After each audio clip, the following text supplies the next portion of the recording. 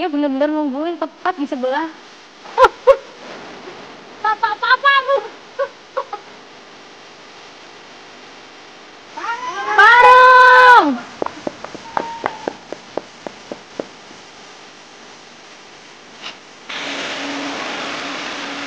Nah, ini niranya sebelum bisa diolah menjadi gula merah harus dimasak terlebih dahulu.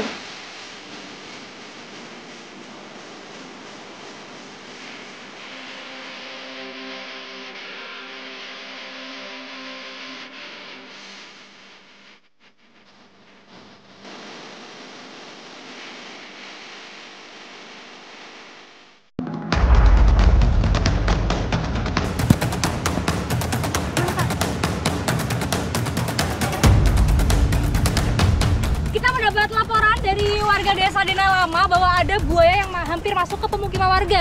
Nah, sekarang saya dengan tim rescue Kak Elisa dan Bang Ori akan mengevakuasi buayanya.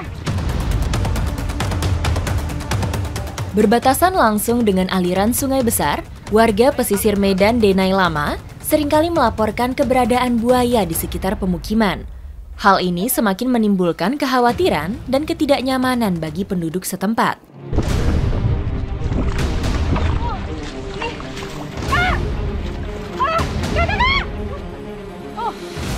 Oh, dia lari kenceng banget.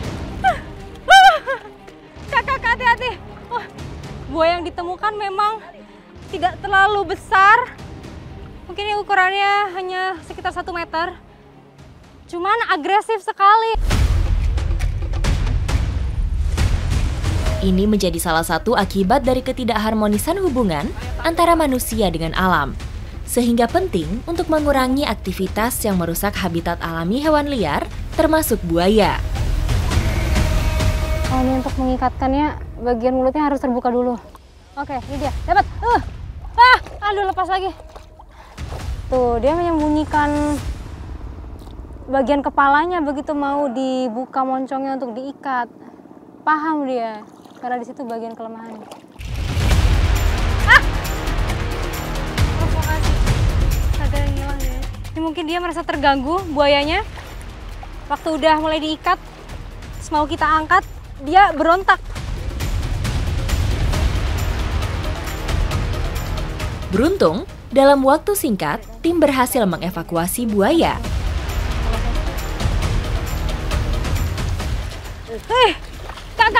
Kak.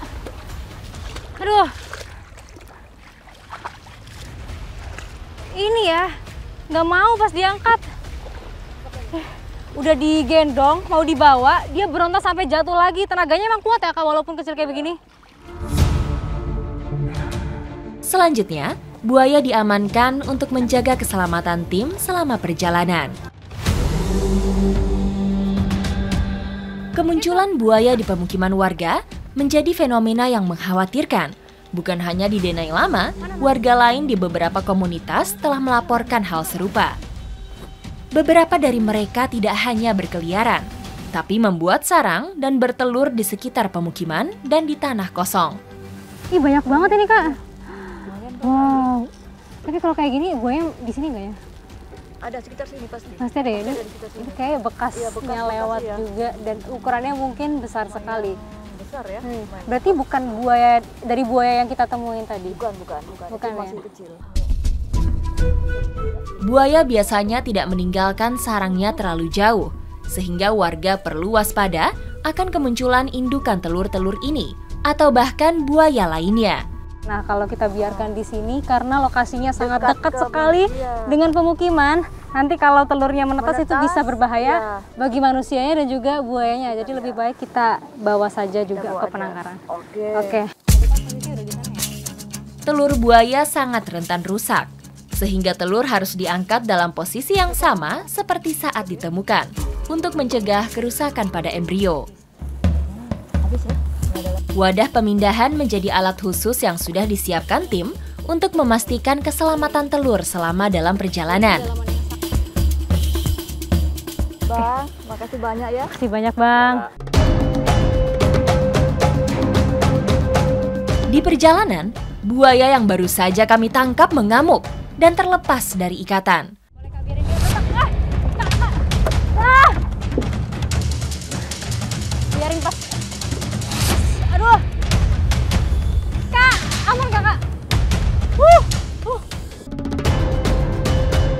Karena sebelumnya buaya terjebak di dalam lumpur dengan suhu panas, maka kami perlu mendinginkan suhu badannya kembali normal. Kak Ori, dia berontak ya, butuh air. Hati-hati.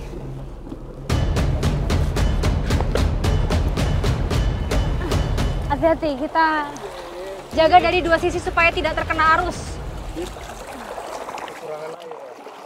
Langsung, ya tenaganya. At least badannya dia ya udah dingin dan segar. Tuh, tenaganya juga semakin kerasa kalau dia udah berada di dalam air.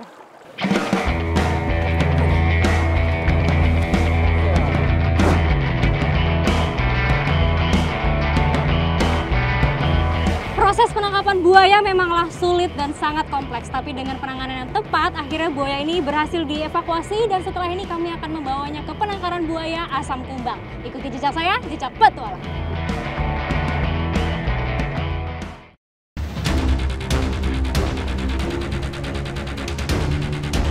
Penangkaran buaya Asam Kumbang berlokasi di Medan, Sumatera Utara.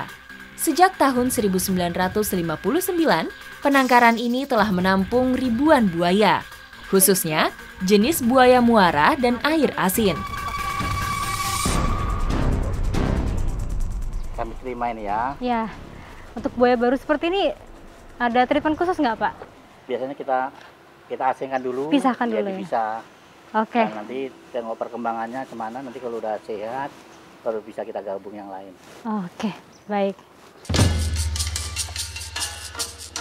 Penangkaran ini memiliki fasilitas yang memadai, didukung tenaga ahli yang mampu merawat dan memastikan kesehatan satwa. Buaya menjadi satwa liar yang dilindungi.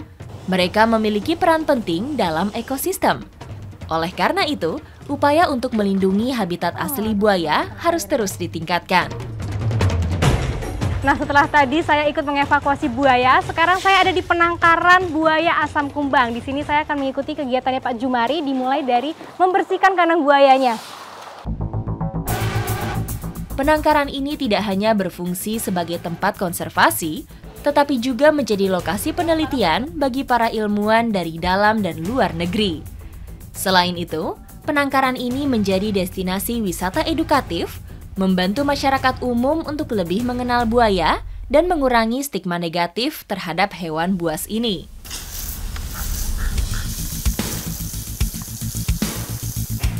Yang di sini nih semua jenisnya sama, buaya muara.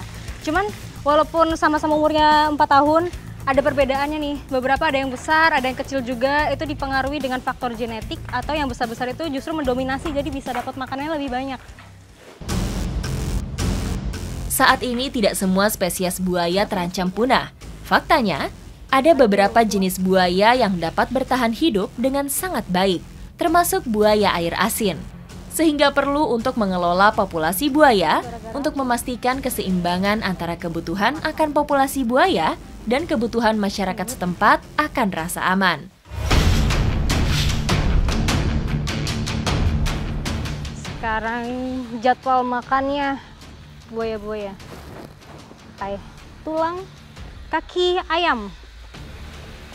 Tuh, dia udah mencium aroma makanan, langsung datang semua nih ke sini. Di penangkaran, kemampuan buaya untuk berburu sangat terbatas, sehingga penting untuk menyediakan kebutuhan makanan yang memadai untuk menghindari adanya saling serang antar buaya di kandang. Pak, katanya untuk mengusir buaya itu titik lemahnya ada di hidungnya ya Pak? Iya. Boleh Pak. Tadi dia mau ke sini. Oh, langsung mundur. Oh iya bener. Titik lemahnya ada di hidung, begitu dipukul dia langsung mundur. Dari atas kita kadang nggak bisa melihat ada berapa buaya di sini. Ini yang kelihatan kepalanya aja nih bisa. Ya, ratusan. Ratusan? Iya, ratusan.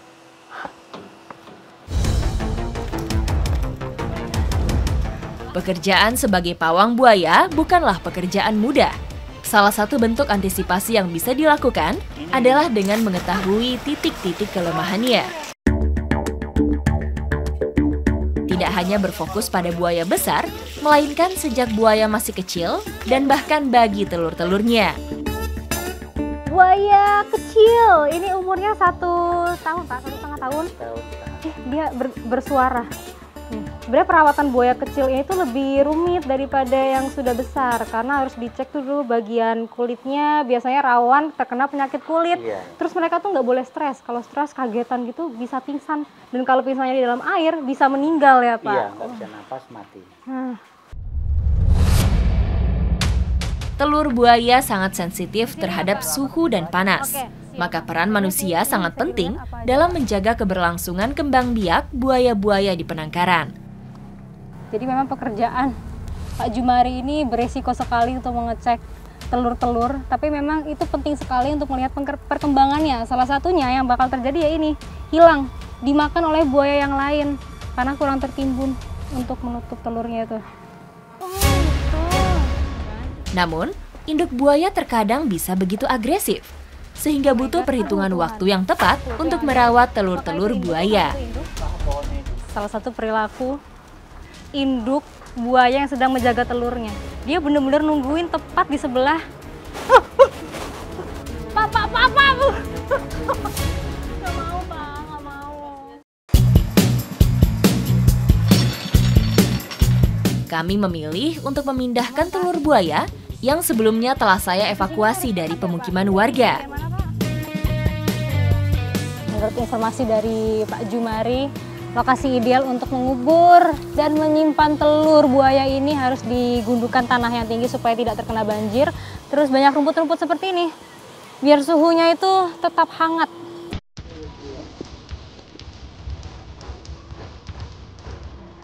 Saya hari ini belajar banyak sekali tentang kehidupan satwa buaya, dan dengan upaya pelestarian artinya kita juga peduli dengan keseimbangan alam serta makhluk hidup untuk masa depan. Ikuti jejak saya, jejak petualang.